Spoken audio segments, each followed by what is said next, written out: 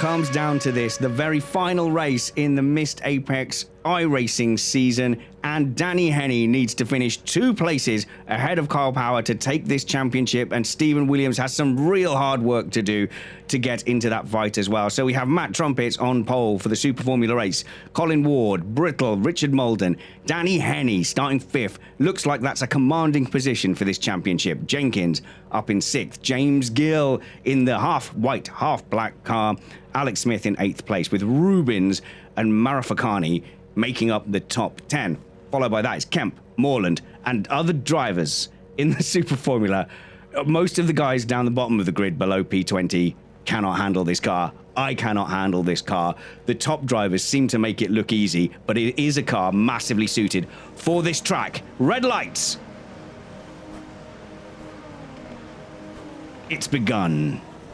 As they head away, that is Colin Ward up front there as Danny Henney gets a monster start and gets straight into P2. Everyone is safely through turn 1 just about, and Danny Henney has stamped his name. They're gonna get the extra out and start writing it on this trophy. As a round goes, a white car is that Mark Greenhow, I think, who's gone round, as Marafakani may have been involved in that accident as well.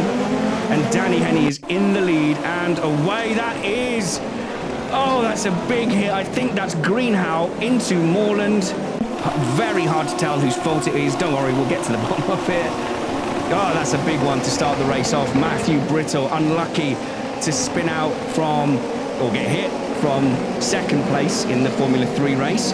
Up in 10th place with Stephen Williams with so much work to do. So we watch Williams and Power try and make their way through the field, but realistically they're going to have to get to, I mean, Power can win from P2. He's got a long way to go. And there's a long way to go in the race. 14 laps of this Super Formula race as we watch Colin Ward trying to hold it together through Maggots and Beckett's. Remember, they have pushed to pass here, but we don't have any way of really figuring it out, but it does make a huge difference down the straight. So if you see someone suddenly making up the gap, then one of them will have push to pass on and one won't. You get 200 seconds. Once you click it on, it's on until you turn it off. So the timer runs down until you turn it off. Then you have to wait, I think, nearly 2 laps to be able to use it again. Danny Henney then up ahead of Alex Smith. Let's see if Smith can make any inroads into Henney's lead. It's just dipped below half a second. Otherwise, it looks like he is going to disappear. Smith has pure pace. That has never been an issue for Alex Smith, often up at the very top of the qualifying times. Colin Ward, not so often up at the top of the qualifying times, but doing well here in P3 as Williams gets a little bit out of shape, snatches a break, but tries to get the run on Tim Ellis. Now, up ahead of Tim Ellis, who is that? Is that Andy Flagg? No, Andy Flagg is going to be in pink, isn't he, Flagg? That's Williams up the inside of Ellis in P6. And is that Stephen Rubins? Oh, that's Stephen Rubins then. Obviously up front there from the reverse grid. And it's Mark Greenhow. Right, no, Stephen Rubins is ahead of Kyle Power, beg your pardon. So that is Greenhow, who seems to have survived that shunt with Miguel Moreland. Unless there's somebody else white with a fluorescent stripe. Tucks in behind as we go on board with Snodland here in 12th place. So 12th place behind Tero Tylers, always a dangerous operator. Mr. Tylers, fast and fierce is the Finn. As it looked like in the background there, that was Cook on some adventures. And certainly a few names tumbling down the grid as Brittle takes another spin. His Super Formula Challenge ending early. Ellis down the inside of Greenhow. 2 Northerners. I think Tim's Northern. No, he's not. Sorry, you shouldn't go around accusing people of being Northern. It's Ward and Greenhow that are Northerners. They live in the hills. So we've got Mark Greenhow then fending off Tim Ellis on pace. This is a very fair fight. You'd say Ellis probably has the consistency and overall pace. So we'll see if Greenhow can cling on. Look, I'm not being rude, Mark. You do bin it a fair bit. That's all I'm saying. And there you go, snatches a break. Sorry, Mark, but I think that sort of proved my point of pace and consistency. Oh, and around goes. Who's that? Marafakaran. Apologise. I, again, did not commit the name to memory. But that was Alexandros there, involved in a spin. If this was Chris or Stuffy, they'd have obviously sat down and learned the names. Marafakani, beg your pardon. Tim Ellis then, ahead now of Kyle Power. As we go to the front end of the grid, we've got Kyle Power in 6th position. So his championship is not over. He has to get up to 2nd place. Stephen Williams then in 7th place. It's looking mathematically a little bit worse for Stephen Williams. He needs something to happen to Henny and Power to make him win and then be clear.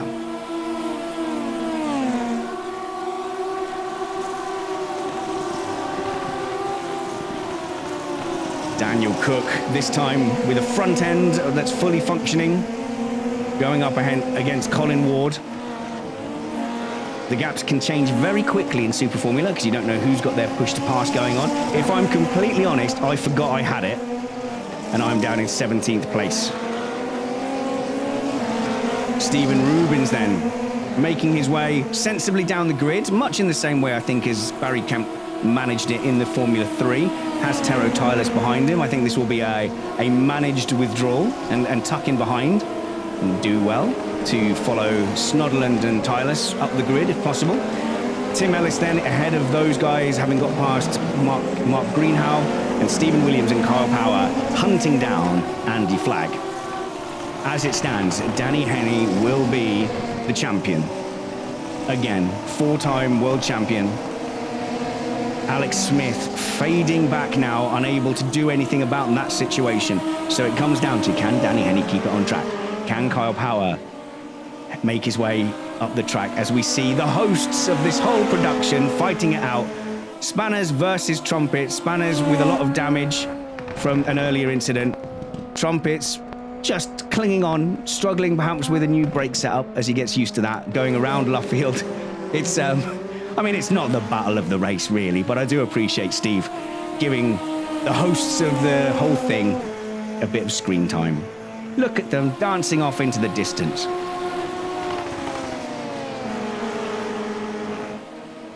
Track limits, Trumpets, race control. So at the moment, if we get on board with Spanners, you will see a very crooked steering wheel. As he shows a replay of me finally giving up. And I think I don't know if I even bother continuing after that. The car is very damaged. Oh no, look at me bravely carrying on. Holding on into Stowe, but with no straight line speed to speak of. We get back to far more interesting things as Andy Flagg locks up, trying to get an advantage round Village through the loop against Colin Ward. It looks like there's a run here. Can he get a run? Down to Brooklands. Can Pink overcome Rothmans late on the brakes? Colin Ward takes a little bit of a steer out to the right as he gives up that position, trying to stay in the tow, locks his brake at the slowest point of Luffield, and that is moved on for Andy Flagg. Daniel Cook up ahead. Now these three, they're the hope for the championship at the moment. If they take each other out, do they open the window for Kyle Power and Stephen Williams? It's still very early in this race. Lap 5 of 14. Danny Henny is your leader and your championship leader. Alex Smith holding station, just creeping back a tenth at a time as we see Jose down at the bottom of the field. There's no reverse grid to fight for, but they're still fighting hard as he goes up the inside there of Tom Jenkins and then has Mike Stoner next on his list.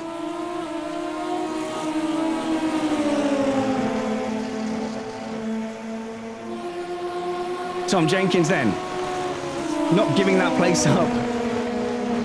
Actually, I think he did give the place up, to be fair. I think there was not a great run from Jose, and Tom went, do you know what, I already had this fight.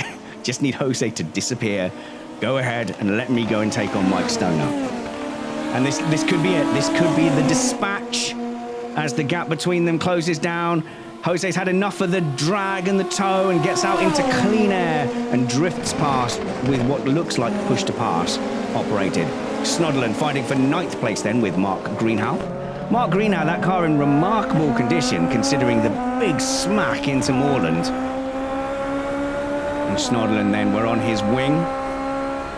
We could be seeing a difference here with Mark perhaps having his push to pass on there. Unable to close down the gap, going down the Wellington Straight. Snodland, I think, being the surprise of the round, actually destructive pace. And if you look at the people around Snodland that would have thought, yeah, I'm his pace or the same or maybe a bit above, and he turned up for this round with hatfuls of pace. And if that only gets better, yeah, he's more than capable of moving up into that kind of genuine top 10 category. Greenhow up ahead. Can he be consistent? Moves over to the right. Is that defensive? That's a very... Oh, he's trying to break the toe. That's what he's trying to do. Will he be successful? So far, yes. Snodland doesn't compromise his line. Seems to take a good racing line. Mark misses the apex a little bit. But I think they just came together at the wrong time for Snodland there. Who had to just check up as they go for another revolution of the greatest racetrack on earth, Silverstone. Into Abbey, you have to compromise a bit more with the aero, so you're losing a little bit of the front end as you wash into the village. Big, hard braking zone there, and Snodland has to really work hard to stay out of the gearbox of Greenhow. This is turning into a very fantastic, feisty battle as we switch our attentions to Kyle Power. Kyle Power up behind Colin Ward. Colin can race. Colin has pace.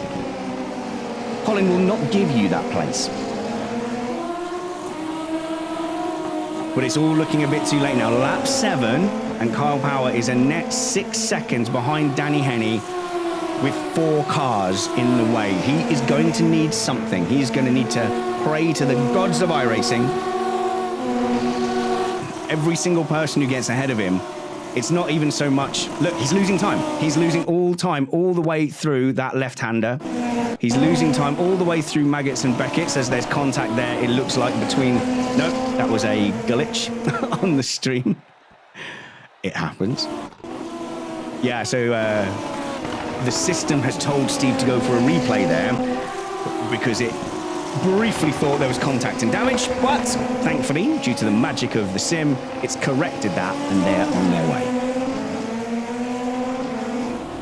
Now, this is the only thing I think that can really shake up this championship now. It's Andy Flagg and Daniel Cook fighting for a podium, and they're entitled to. If something happens here, that it may well open the door for Kyle Power. So Kyle Power needs to get past Ward. That's his first job, get past Ward. Then hope that Andy Flagg and Daniel Cook take each other out, and then make your way to the front. It's a simple 3-step plan.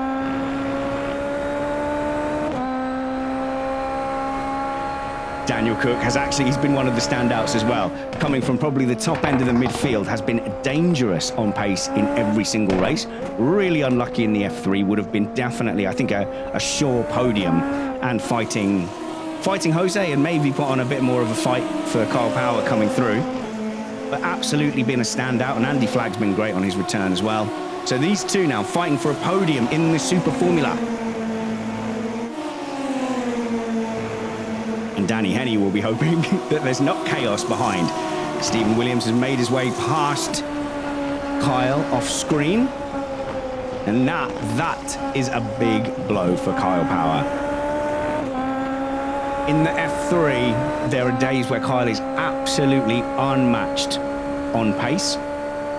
One of the very, very, very best in the league.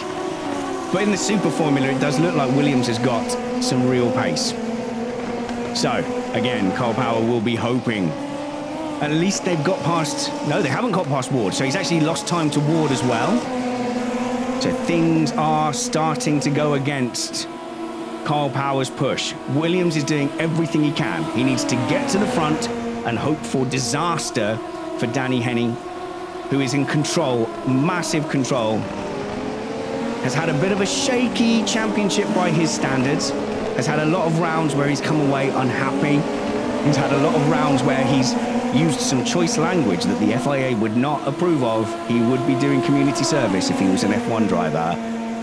But in the end, the results have been there. Stephen Williams, unlucky. The drop round is something we stick to because everyone's got lives. These are not professional drivers.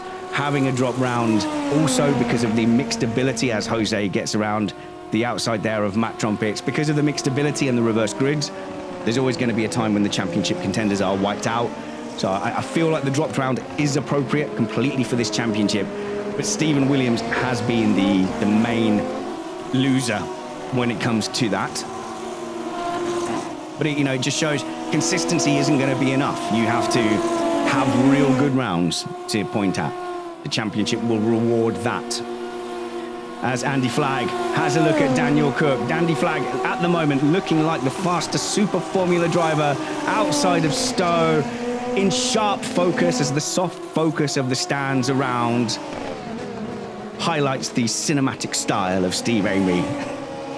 Oh, look at that. Look how the focus changed from the front to Stephen Williams there in that shot. Beautiful.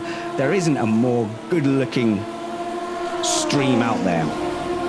Stephen Williams then, on the back of Colin Ward. It's now or never with 4 laps to go in this iRacing Missed Apex Championship. This is the very last race. It's the last throw of the dice. Williams has an awful lot to do, but if something does happen up ahead, and you sat behind Colin Ward, it's not going to be enough. So Williams onto the Wellington straight, closes the gap. I'm going to bet he's got a big armful of push to pass activated down the inside. The move is done well before they get into Brooklands, and he's gone. Kyle needs to dispatch Colin. Stephen Williams got the move done when Kyle didn't, and that's why they're in that position now. What is Kyle thinking about there in his under the helmet? Under the VR headset? He's a VR driver, for sure. Most of the good drivers are. Andy Flagg still pressing the case against Daniel Cook. Kyle Power still stuck behind Colin Ward. Andy Flagg then, here we go, down the hanger straight. He's definitely got a run here. Has he got push to pass on? A defensive line by Cook. A couple of changes of position. Can he do a Kyle Power around the outside? I think he's had to check up. I think he's had to delay his acceleration. The defensive line of Cook works. And that is very close to the line. That's a late move by Daniel Cook. Well, that was a couple of moves and it was late. I don't think we'll get a replay of that. But that definitely was what held Andy Flagg back there from completing that move. Perhaps delayed the throttle as well around Stowe, or unlucky timing, but Flagg definitely had to delay his exit from Stowe, and for good or for ill, Cook has driven a brilliant defensive one there as Ward catches Snodderland, and that takes that's that problem solved for Power, I suppose. And that look, let's have a look on the inside there. So, oh my goodness, Snodland wasn't even involved. And Kyle, and it looks like Ward's just said, right, I'm gonna attempt an undercut. I'm gonna give you the place. I'm gonna cut back, but cuts back straight into Snodland. I don't think any party's gonna be happy with their role in that. I've lost track of the front runner, so he got Cook still ahead of Flagg. But now it's close. Now Williams is right on the back of that, as is Power. Ward's taken himself out of that equation, and Snodland. I don't know who else was involved in that, who was ahead of the car. I don't know who the car was that overtook Ward to make him do that cutback. Although I'm thinking it was Ellis. Chris has got notes and stuff when he does it, and it's from real life, so you've got the live timing. I'm watching it from a video. Power hanging on to the back of Stephen Williams. Now Stephen Williams looking ahead. 11, lap 12 now of 14. 3 full laps to go of this championship. Danny Henney doing everything he can. He's 4 seconds ahead. This effectively puts Stephen Williams out of the championship if Danny Henney coasts home. There could be a miracle P2 for Kyle Power. It looks like it's slipping away. Even if he ends up at the front of this group, Alex Smith is too far ahead, off in the distance with that deep red. Is it a burgundy car? I'm not sure. Flagg down the inside of Daniel Cook. This has been a mini championship of his own. He looks like he's been the quicker driver, but Cook has been a defensive monster. And now the positions are swapped. So Andy Flagg has the lead through Copse. No, wait, where are we? Leading up to Copse. As the car in front of Andy Flagg, as Alex Smith throws up some dirt. Both of them are paying no respect to track limits whatsoever. I hope they have some 1Xs left. Are they spending their 1Xs? You can see the difference in Williams' racing line. Williams is the faster and better driver of these four, and is now, that's a track limit, that's a 1X. He's up behind Cook. So Cook's lost out to Flag. Could he lose out to Williams as well? He's put himself in a semi-defensive position. Left the door open. Heart attack stuff there for Williams, who still doesn't want to throw it away with 2 laps to go. But the pace difference is there to be seen. Andy Flagg putting himself in a podium position and then pulling a gap on Dan Cook. Fantastic drive from both of them. What a fantastic battle as Cook now. Perhaps, again, I think you can run out of emotional energy in these battles. Ends up letting through Williams and Power. And that's Danny Henney up front. Because the camera went to Henney and there was smoke, I thought, oh no, what's happened to Henney? Has he had a tyre blowout? No, it's not real life. I've forgotten myself. Here we go, Danny Henney still a commanding lead. You can see he's probably backed off on the pace just a little bit with the gap to Smith closing. I don't think Smith has that gear to slow down, so he'll be still full beans, pushing to Danny Henney, who's just going to stroke it home. This is his championship right now. This is going to be his 4th championship. It's absolutely not worth bolting on the push to pass. It's not worth taking every last centimetre of curb. Just bring it home, Danny. Bring it home. Try telling Stephen Williams and Kyle Power that it's over. They're hunting down Andy Flagg in 3rd place. All they can do is put themselves as high up as possible and hope for the worst. Kyle needs Smith to go. Kyle needs Smith to have an off and then take these 2 cars ahead, and he will be champion with 2 laps to go. That is the maths that he's facing. Danny Henney, will he hold on now as that gap comes down to 2.8 from over 4 seconds? That tells you what's going on in Danny's head. It's not easy. It's not easy leading from the front. He's not pushing it. He's not taking risks.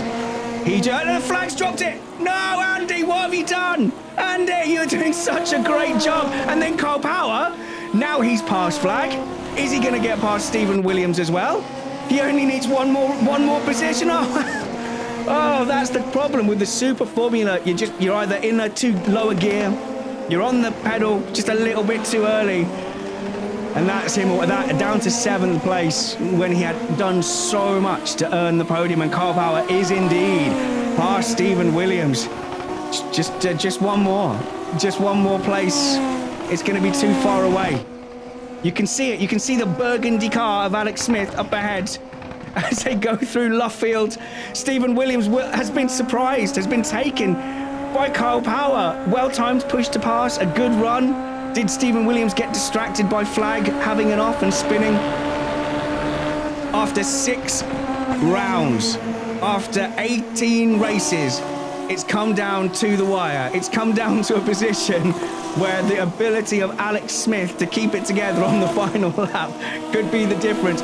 Kyle Power has done nearly everything he could to get up to that championship. What wonderful competitors they've been. Nobody has had it easy in this championship whatsoever. Danny Henney has had a rough time by his standards, has been caught up in incidents he shouldn't be caught up in, has faced stiff competition from the likes of Stephen Williams and just dogged resistance from Kyle Power. But after a gap in his championships, he's had it another.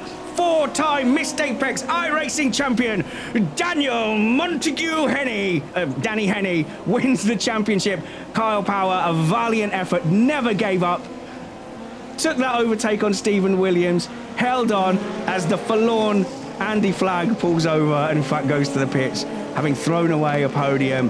What a race, what a championship, and it looks like they're going to line up and give us a bit of a come home in championship order. A salute to the championship, it looks like Kyle Power is giving to Danny Henney, following him into the pits. Your race results for this race: Danny Henney, Smith, fantastic drive, pushing all the way. Kyle Power, not quite enough. Stephen Williams, and just a great all-round round from Dan Cook. Solid from Ellis, heartbreaking from Flagg. destructive and fearsome from Tylus. Gil has so much more to give. Definitely going to be a contender next season. Thank you guys for tuning in. Tell your friends that there's some entertaining stuff that goes on at Missed Apex, and email racecontrol@missedapex.net, or find any contact you can for me, Spanners, if you want to take part in the next season, which will get going soon. And are we going to get donuts? We are. Yes, we're going to get donuts from Danny Henney, Kyle Power and Stephen Williams, your 3 title contenders of the night, pulling off incredible what? They're great donuts. Look at that. And who's that joining in the background? That's James Gill joining in as well. How fantastic does that look? Look at that. Proper good donuts, and well deserved. At least 3 of those drivers are in virtual reality, so they're gonna be feeling incredibly sick. Yeah, James Gill gives up, and off he goes. Who's going to keep that up for the longest? And of course, these guys are now going to move on and do the Legends Fun Race. I am so looking forward to the next season of Missed Apex's iRacing Championship. Come and join us, get involved. At every skill level, there is a place for you. If you are in the midfield, then getting in the P20 for a reverse grid pole, reverse race pole, is the biggest prize. If you're not so fast, you are fighting with guys, sometimes in a 40-car grid. You've always got somewhere to race. The practice sessions are good fun. You've always got someone to learn from. The guys up front are always trying to help the guys down below. But Danny won't be thinking of any of that right now, because I tell you what, you might think this is just sim racing, just a podcast championship, but it means something. And that's why this championship has value. The friendship, the community, the camaraderie, the emotional investment in the competition. This is one of the best things I've done with my short, stupid life. Join us for next season for more pretend race cars, for more being silly. It's all about having fun, but it's more fun if you win.